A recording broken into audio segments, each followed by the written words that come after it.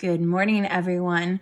So today's lesson is on multiplying powers, and it's going to be short and sweet because I'm hoping that everyone will be able to see the pattern when it comes to multiplying powers.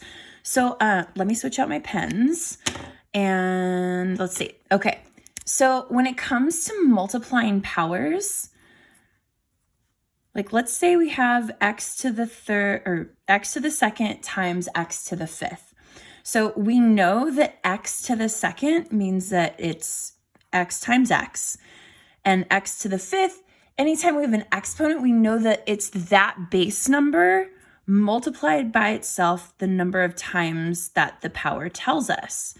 So we'd have x times x multiplied by x to the fifth power, which is x times x times x times x times x. Dang, that's a lot of x's, bruh. So if you think about it, how many x's are there altogether? 1, 2, 3, 4, 5, 6, 7. And it's all the same base, and we're multiplying it all by itself. So our answer would be x to the seventh. So the basic rule of thumb when you are multiplying bases, okay, that are the same and they have powers, is that you would add the two exponents together. Let's come over here. And let's do 2 to the third power times 2 times 2. Let's just leave it like that, which would be technically 2 to the first power. Okay, so but I'm going to erase that. I'm going to erase that. Okay, so 2 to the third power times 2. That means you have 2 times 2 times 2 times 2 right there. That's that little guy right there. So all together you have 2 multiplied by itself 1, 2, 3, 4 times. So you'd have 2 to the fourth power. And that's the same as if you were adding 3 plus 1. So I'm going to write the rule down here. Let's say we have x to the a times x to the b. Oh my gosh, look at that. We're using all variables because we fancy like that. The rule is that when you are multiplying powers and they have the same base, you keep the base and you just add the exponents together. So whatever the exponents are, you can add them all together. Well, you're going to see some examples on your homework of things that look like this. Let's use a to the fifth power times a to the negative second power. What? Integers, negative stuffs? Yeah, that you can still use the same rule. So a to the fifth power times a to the negative second power would be a, because remember we keep the base, to the 5 plus negative 2. So this is where you need to brush the cobwebs off of your integer stuffs.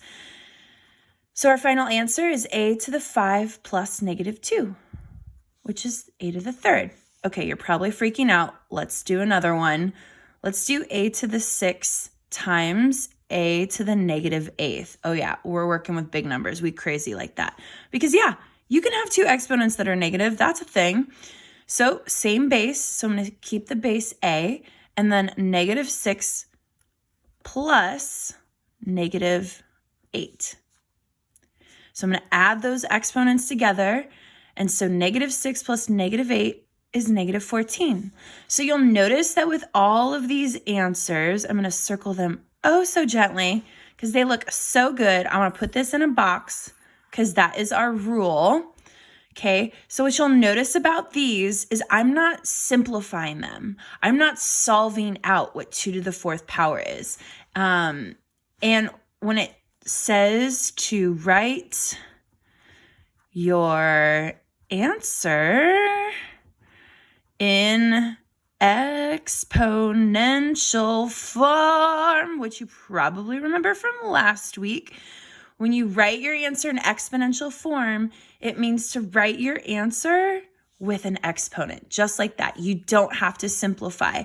If you were told to simplify 5 to the second power, that means you need to tell me what 5 times 5 is, or what 5 to the second power is. So simplify is very different than write your answer in exponential form. Okay, that's it. I attached notes to our Google assignment. It's Monday. You got this. You got